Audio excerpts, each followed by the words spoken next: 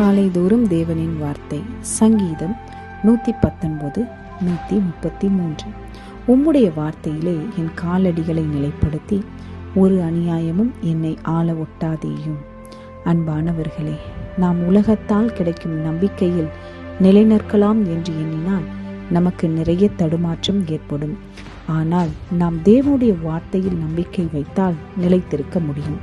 அந்த ஜீவ வார்த்தை நம்மை செம்மையான வழியில் நடத்தும், தவறான பாதையிலிருந்து நம்மை பாதுகாக்கும். எனவே அவர் வார்த்தையில் நம்பிக்கை வைப்போம். நாம் ஜெபிப்போம்.